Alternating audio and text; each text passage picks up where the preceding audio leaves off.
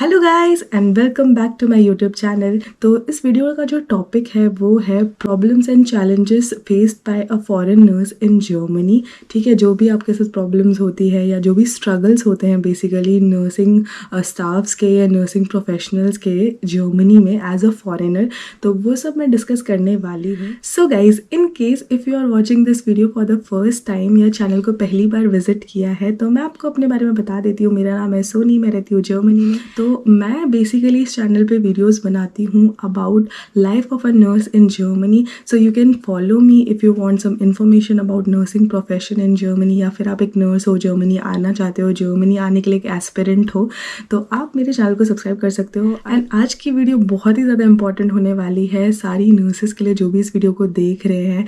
तो आपको पता चल जाएंगे कि रियल स्ट्रगल्स क्या होते हैं नर्सेस के इन जर्मनी में। तो इसीलिए वीडियो को एंड तक देखना। तो चलो फिर वीडियो स्टार्ट करते हैं। Let's start the video.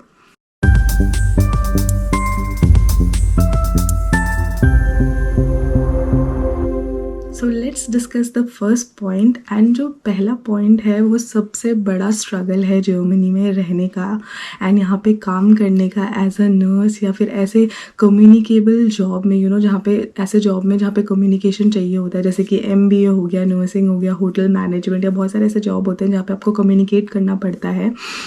तो इसीलिए आपका जो कम्युनिकेशन है वो बहुत अच्छा होना चाहिए, वो जर्मन में होना चाहिए। तो सबसे पहला जो पॉइंट मैं डिस्कस कर रही हूँ और वो है लैंग्वेज बैरियर। तो लैंग्वेज बैरियर आता है लोगों को बिकॉज जैसे हम इंडियन है, हम हिंदी बोलते हैं, तो यहाँ पे जर्मनी है तो यहाँ पे जर्मन है इनकी नेशनल लैंग्वेज या जर्मन लोकल लैंग्वेज है। तो जर्मन ही चलती है हर जगह। आप कहीं पे भी जाओगे, आप शॉप्स में जा रहे हो या फिर आप लेट्स से एक स्ट्रीट में चल रहे हो तो स्ट्रीट का नाम भी जर्मन में लिखा होगा। तो जब तक आपको जर्मन नहीं आती होगी तो आपको यहाँ पे बहुत प्रॉब्लम होगी। इनफैक्ट हॉस्पिटल में आप काम करोगे, आप पेशेंट के साथ काम करोगे, उनकी रिस्पॉन्सिबिलिटी आपके ऊपर होगी, तो आपको पेशेंट से जर्मन में ही बात करना होगा, क्योंकि बहुत सारे एज ग्रुप्स के पेशेंट आते हैं। हमेशा पेशेंट यंग नहीं होता है या हमेशा पेशेंट एजुकेटेड नहीं होते हैं, डिफरेंट बैकग्राउंड्स के होते हैं। तो इसीलिए आपको जर्मन बोलना बहुत इंपॉर्टेंट है, क्योंकि जर्मन सबको आती है, मोस्ट ऑफ द लोगों को यहाँ पे, और जर्मन ही बात करते हैं सब लोग। क्योंकि बहुत सारे लोग इमिग्रेंट्स भी होते हैं बट वो यहाँ पे आने के बाद जर्मन लैंग्वेज सीख लेते हैं, बिकॉज जर्मन लैंग्वेज की जो इम्पोर्टेंस है वो उन लोगों को यहाँ पे आके पता चल जाती है। तो इसीलिए जर्मन इज़ वेरी इंपॉर्टेंट। मैं आप लोगों को बोलती हूँ, मैं हर वीडियो में ये चीज़ बताती हूँ। And even language barrier is a biggest hurdle here for nurses और फॉर एनी फॉरेन वर्कर और employ who is coming to Germany. So इसीलिए प्लीज़ स्टार्ट लर्निंग जर्मन। तो सेकेंड जो मेरा पॉइंट होगा वो होगा adapting to a different health care system. ठीक है, तो अगर आप जर्मनी आते हो या आप कोई भी कंट्री मूव करते हो तो सो गाइज हर कंट्री का हेल्थ केयर सिस्टम काफ़ी डिफरेंट होता है एक दूसरे से।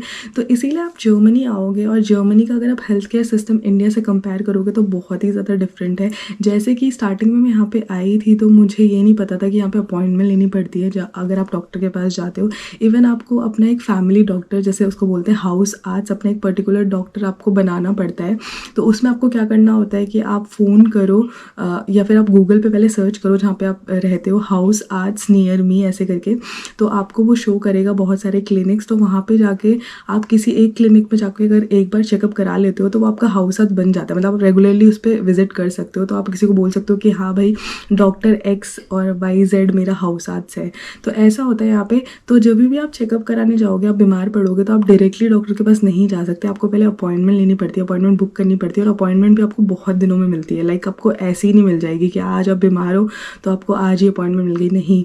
आपको वो फ़ोन करके ये भी बोल सकते हैं, आपको फ़ोन करना पड़ेगा, तो वो आपको ये भी बोल सकते हैं कि आप 2 हफ्ते बाद आओ या 3 हफ्ते बाद आओ। बट अगर आपके पास लक है, कभी आपकी किस्मत अच्छी है तो ही आपको तुरंत अपॉइंटमेंट मिल सकती है 1-2 दिन के अंदर, वरना हमेशा बिजी रहता है यहाँ पे। मतलब मुझे ऐसा लगता है कि भाई डॉक्टर्स हैं यहाँ पे तो कहाँ गए सारे डॉक्टर, मर गए क्या? मतलब समझ नहीं आता वो लोग क्या कर रहे हैं। तो इसीलिए इस मामले में मुझे जो ये हेल्थ केयर की जो सिस्टम का ये जो रूल है मुझे बिल्कुल पसंद नहीं है। एंड इस चीज़ में मैं इंडिया को बहुत मिस करती हूँ एंड मुझे इसमें बहुत प्रॉब्लम्स होती है। खैर टच वुड हम लोग यहाँ पे ज़्यादा बीमार नहीं पड़ते। लाइक मैं पर्सनली इतना बीमार नहीं पड़ी हूँ यहाँ पे आके। जाके, ठीक है। तो इसीलिए अभी तक तो इतनी कोई मुझे प्रॉब्लम नहीं हुई है, मैंने अपॉइंटमेंट्स ले लिए जब भी मैं 1-2 बार बीमार पड़ी हूँ, बट वो मेरा उसमें काम चल गया था। बट गाइज अगर आप यूज टू नहीं हो इस चीज़ से तो इस वीडियो देखने के बाद थोड़ा सा अलर्ट हो जाओ। एंड अगर आप जर्मनी आते हो तो आपको भी इन चीज़ों के थ्रू गुजरना पड़ेगा, ठीक है, और आपको भी ये सब ही करना पड़ेगा। तो इस मामले में मुझे हेल्थ केयर सिस्टम जर्मनी का अगर मैं सिंपल वर्ड्स में बोलूँ तो मुझे लगता है कि बहुत ज़्यादा स्लो है। मतलब इंडिया में आप कहीं पे भी जाओ, बस इंडिया में ये प्रॉब्लम होती है, अगर आपके पास मनी है, अगर आपके पास पैसा है तो आप कभी भी जाके कुछ भी जाके करवा सकते हो, जो भी आपको ट्रीटमेंट चाहिए, बस आपको पैसा चाहिए। बट यहाँ पे ऐसा नहीं है, पैसा होने के बावजूद, सब कुछ होने के बावजूद मतलब आपको वेट करना पड़ेगा, आपको मतलब स्ट्रगल करना पड़ेगा, सहना पड़ेगा basically. So guys now moving to our third point. जो थर्ड पॉइंट है वो है obtaining recognition of foreign qualification. तो फॉर एग्जांपल अगर आप इंडिया से आते हो या किसी भी कंट्री से आते हो तो आपके पास एक फॉरेन डिग्री होगी, आपके पास एक फॉरेन एजुकेशन क्वालिफिकेशन होगी। तो आपको जो वो क्वालिफिकेशन है उसको यहाँ पे रिकॉग्नाइज कराना पड़ेगा जर्मनी में। तो वो भी एक बहुत लंबा प्रोसेस होता है। जैसे आपको पता है कि नर्सेस को भी रिकॉग्निशन करना पड़ता है, यहाँ का रजिस्ट्रेशन लेना पड़ता है, तो उसमें भी टाइम लगता है, उसमें भी आपको लगभग 1 साल लग जाता है, ठीक है। तो अगर 1 साल में आपको यहाँ पे आके सीखना पड़ेगा दोबारा से, जबकि आप 3 साल की या 4 साल की पढ़ाई करके ऑलरेडी अपनी कंट्री से आए हो, क्योंकि क्यों करना पड़ता है ये सब, क्योंकि ऑब्वियसली जो हेल्थ केयर सिस्टम है या फिर जो यहाँ का स्टडी पैटर्न है, सिस्टम है, वो बहुत ज़्यादा डिफरेंट है एंड चीज़ें नई हैं, सब कुछ जर्मन में है, तो इसीलिए ये सब डिफ़िकल्टीज़ होती है। तो आपको मतलब रिकॉग्निशन तो करना ही करना है। विदाउट रिकॉग्निशन आप एलिजिबल नहीं होते किसी भी हॉस्पिटल में काम करने के लिए, बिकॉज आपके पास जब तक जर्मनी का रजिस्ट्रेशन नहीं होगा एज अ रजिस्टर्ड नर्स तो आप काम नहीं कर पाओगे। सो हमारा नेक्स्ट पॉइंट है वो है वर्क कल्चर। तो जैसे कि मैंने आपको बताया कि अगर जो हेल्थ केयर सिस्टम होता है वो कंट्री टू कंट्री डिफ़र करता है, तो वैसे ही जो वर्क कल्चर होता है वो भी कंट्री टू कंट्री डिफ़र करता है। हर कंट्री का अपना वर्क कल्चर होता है। सो हर कंट्री का अपना एक हर कंट्री का अपना एक वर्क कल्चर होता है, तो वैसे ही जर्मनी का भी है। तो वैसे पर्सनली मुझे यहाँ का वर्क कल्चर अच्छा लगा, लाइक बहुत फ्लेक्सिबल है, एक वर्क लाइफ बैलेंस है यहाँ पे। क्योंकि मुझे यहाँ पे काम करते करते 2 साल हो गए हैं, तो आई वुड से कि यहाँ का वर्क कल्चर अच्छा है, बेटर है एज़ कम्पेयर टू इंडिया। मतलब देखो स्ट्रेस हर जगह होता है, हर दिन तो नहीं होता, बट हाँ कभी भी ऐसे दिन होते हैं हर जगह। आप कहीं पे भी काम कर लो तो हर एक दिन सेम नहीं होता, आपको कभी ना कभी स्ट्रेस होगा, कभी आपका अच्छा दिन जाएगा, कभी बुरा दिन जाएगा, तो वो तो होता ही है हर जगह। But still I would say कि it's better, the work culture is better than India and आप आराम से यहाँ पे वर्क कर सकते हो और इतना काम भी नहीं होता। काम भी कंपैरेटिवली जो वर्कलोड होता है वो बहुत ज़्यादा कम होता है। तो वर्क कल्चर मतलब सही है यहाँ का, काफ़ी फ्लेक्सिबल है अगर मैं बोलूँ तो। So guys now moving to the next point. तो नेक्स्ट पॉइंट ये है कि न्यू प्रोटोकॉल्स और स्टैंडर्ड्स, जैसे कि मैंने आपको बताया ये भी सब रूल्स एंड रेगुलेशन के रिलेटेड ही है। अगर आप किसी भी हॉस्पिटल में ज्वाइन करते हो, यानी हॉस्पिटल टू हॉस्पिटल भी डिफ़र कर सकता है और कंट्री टू कंट्री तो डिफ़र ही करता है बड़े लेवल पे। क्योंकि देखो अगर हेल्थ केयर सिस्टम ही अलग है, डिफ़र करता है एक दूसरे से, तो ऑब्वियसली स्टैंडर्ड्स और प्रोटोकॉल्स तो डिफ़र करेंगे ही।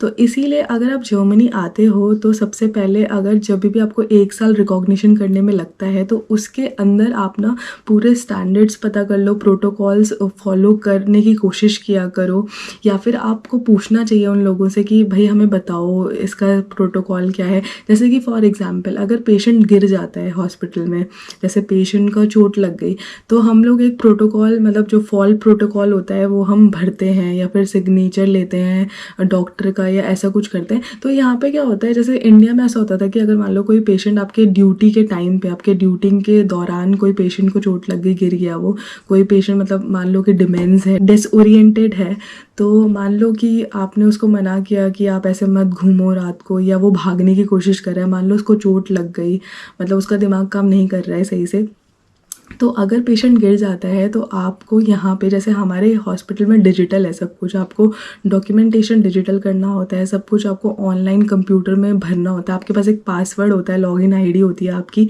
तो सबको अपना अपना लॉगिन आईडी और पासवर्ड मिलता है। तो जब भी आपकी ड्यूटी होती है आप लॉगिन करते हो एंड देन आप नर्सेज नोट्स भरते हो वहाँ पे, कुछ भी है मेडिसिन वगैरह सब वहीं पे करना होता है। तो हमारे वहाँ ऑनलाइन ही एक फॉर्म होता है, तो उसको हम लोग ही भरते हैं, लाइक हमारा ही उसमें साइन लिया जाता है, तो डॉक्टर से हम साइन नहीं लेते। बट इंडिया में मैंने एक हॉस्पिटल में काम किया था, तो वहाँ पे क्या होता है, अगर पेशेंट गिर गया तो आपको डॉक्टर के भी साइन लेने होते हैं, डॉक्टर को इन्फॉर्म करना होता है। बट यहाँ पे ऐसा नहीं होता, ऑटोमेटिकली अगर आप उस फॉर्म को भरते हो तो डॉक्टर में भी नेक्स्ट डे वो देख लेगा खुद से, तो डॉक्टर के उसमें साइन नहीं चाहिए होते हैं, आप उसको खुद भर के अपलोड कर सकते हो ऑनलाइन, ऑनलाइन ही वो फॉर्म होता है। तो इसीलिए देखो ये एक प्रोटोकॉल हो गया। तो ऐसे ही मतलब प्रोटोकॉल बहुत डिफरेंट है यहाँ पे, तो हर चीज़ का प्रोटोकॉल जो होता है, जैसे फॉर एग्जाम्पल वुंड प्रोटोकॉल या कुछ भी कोई भी डिजीज़ से रिलेटेड जो प्रोटोकॉल्स होते हैं हमें फॉलो करने होते हैं, तो काफ़ी अलग होते हैं। तो वही अगर आप 1 साल का रिकॉग्निशन करते हो तो I think you get to know the protocols and standards, and आप मतलब रिकॉग्निशन की ड्यूरिंग भी वो सीखते हो, आपको वो लोग सिखाते हैं, और नहीं भी सिखाते हैं तो आप पूछ सकते हैं उन लोगों से कि प्लीज़ हमें बताइए, या कोई भी आप काम करते हो अगर मान लो आपने गलत किया, वो कहता है आपने गलत किया, तो आप उनसे पूछ सकते हो कि यार मुझे बताओ, मुझे सिखाओ। So now moving to the next and the last point, तो that is about discrimination। तो I think आप में से जितने भी लोग होंगे तो जो जर्मनी आने का ट्राई कर रहे होंगे या फिर जर्मनी आना चाहते होंगे, तो मुझे लगता है उनके मन में ज़रूर ये सवाल उठेगा कि जर्मनी में डिस्क्रिमिनेशन होता है कि नहीं होता, मतलब भेदभाव होता है कि नहीं होता। जो जर्मन्स होते हैं वो डिफ्रेंशिएट करते हैं इंडियन पीपल और जर्मन में, या फिर फॉरेन जो लोग आते हैं यहाँ पे काम करने में उनमें, या फिर जर्मन में। तो ये डिपेंड करता है, देखो हॉस्पिटल टू हॉस्पिटल और लोगों के ऊपर डिपेंड करता है।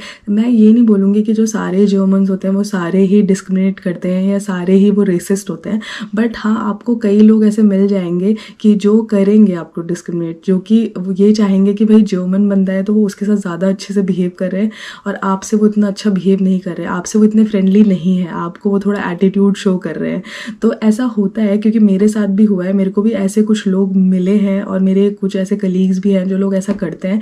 बट मैं ये नहीं बोल सकती कि सारे जर्मन लोग डिस्क्रिमिनेशन करते हैं। अगर मान लो कि मेरे 11 कलीग हैं तो उनमें से 2-3 ही हैं जो लोग ऐसा बिहेवियर दिखाते हैं मेरे को, बट बाकी सारे लोग बहुत ज़्यादा अच्छे होते हैं, हेल्पफुल होते हैं, एंड इवन बहुत ज़्यादा एडजस्टेबल, बहुत फ्लेक्सिबल होता है मतलब आप लोगों के साथ। सो देखो ये तो आप कहीं पे भी जाते हो, चाहे आप जर्मनी आओ, यूके आओ, या आप इंडिया में ही देख लो, अगर आप एक स्टेट से दूसरे स्टेट पे मूव होते हो तो ये तो आपको वहाँ पे भी फेस करना पड़ता ही है छोटे लेवल पे। तो ये कोई इतनी बड़ी बात नहीं है, आप इस चीज़ को इग्नोर भी कर सकते हो, मतलब इस चीज़ को आप फेस कर सकते हो आराम से, कोई इतनी बड़ी बात नहीं है। क्योंकि वैसे भी यहाँ पे ऐसा कोई आपके साथ नहीं करेगा कि आपको कोई मार रहा है, मतलब अगर डिस्क्रिमिनेशन करेगा भी तो वो बिहेवियर से ही कर सकता है, आप उसको जवाब दे सकते हो, आप उसको फाइट बैक कर सकते हो, तो इसमें इतनी कोई बड़ी बात नहीं है।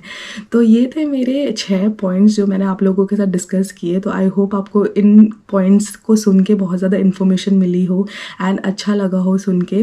तो मैं इस चैनल पे ऐसी ही वीडियो और लाती रहूँगी नर्सेज के लिए। एंड लास्ट में मैं और एक बात बोलना चाहूँगी कि अगर आप किसी भी कंट्री जाने का डिटरमाइन करते हो, ठानते हो कि हाँ मुझे यूके जाना है, मुझे जर्मनी जाना है, तो पहले से आप रिसर्च करके देख लो ये सब चीज़ें। आपको रिसर्च करना चाहिए अच्छे से कि क्या प्रोटोकॉल्स है, क्या स्टैंडर्ड्स हैं, या कैसा सिस्टम है, वर्किंग कल्चर कैसा है।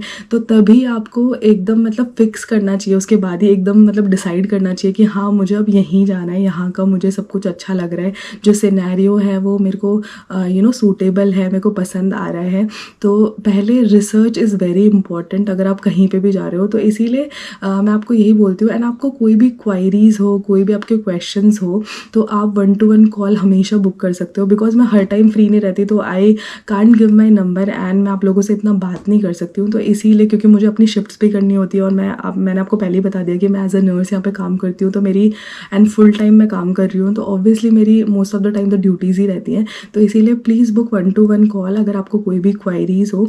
उसके अलावा मैं अभी A1 के कोर्सेज़ ले रही हूँ और A2 के भी, तो आप में से कोई इंटरेस्टेड है तो वो बुक भी कर सकता है A1 और A2 के कोर्सेज़। तो उसका लिंक भी मैं डिस्क्रिप्शन में दे दूँगी, तो आप वहाँ पे जाके बुक कर सकते हो अपने कोर्सेज़ अगर आपको लेने हैं मेरे साथ। एंड कोर्सेज़ की फ़ीस वगैरह एंड ड्यूरेशन उसको जानने के लिए और डिटेल्स के लिए भी आप मेरे को मेल कर सकते हो। तो मैं अपनी मेल आईडी भी दे दूँगी स्क्रीन पे डिस्क्रिप्शन बॉक्स में, तो you can mail me. Mail का मैं हमेशा आंसर करती हूँ एंड मैं बहुत एक्टिव रहती हूँ अपने मेल्स पे। मैं आपको मेल्स का आंसर बहुत जल्दी दे दूँगी as compare to my WhatsApp, मतलब जो भी चैट्स होती है उसके अलावा। तो इसीलिए ईमेल मुझे आप कर सकते हो आराम से निश्चिंत होके। एंड इसके अलावा गाइज और एक मेरे को बात बोलनी है जो कि मैं स्टार्टिंग में बोलना चाह रही थी बट मैं भूल गई थी। तो मैंने अपना और एक चैनल स्टार्ट किया है जिसमें मैं व्लॉग्स या अदर वीडियोस बनाऊंगी नर्सिंग के अलावा, जैसे कि मैं कहीं घूमने गई, ट्रैवल व्लॉग्स या फिर कुकिंग व्लॉग्स या कुछ भी, लाइक मिक्स कंटेंट होगा उस वाले चैनल पे। बट इस वाले चैनल पे मैं ओनली नर्सिंग कंटेंट से रिलेटेड या फिर जर्मनी में लाइक जॉब्स या फिर एम्प्लॉयमेंट, स्टडीज़ या कोई भी ऐसे अदर इन्फॉर्मेशन के लिए ही यूज़ करूँगी। मैं व्लॉग्स या फिर अपना कुछ भी ऐसे डेली रूटीन ये सब मैं शो नहीं करूँगी इस वाले चैनल पे। तो प्लीज़ अगर आपको व्लॉगिंग देखनी है, कुकिंग देखनी है थोड़ी बहुत, और मेरी लाइफ देखनी है और पास से और पर्सनली, तो आप मेरे व्लॉग वाले चैनल को भी फॉलो कर सकते हो। तो जो मैं लिंक है वो डिस्क्रिप्शन बॉक्स में डाल दूँगी, तो प्लीज़ विज़िट कर लेना एंड सब्सक्राइब कर लेना मेरे चैनल को। तो वीडियो को आप यहीं पे ख़त्म करते हैं। So I hope guys that you like this video. So if you do, please like, share and subscribe to my channel. तो मिलती हूँ अपनी नेक्स्ट वीडियो में, तब तक के लिए bye and take care, bye.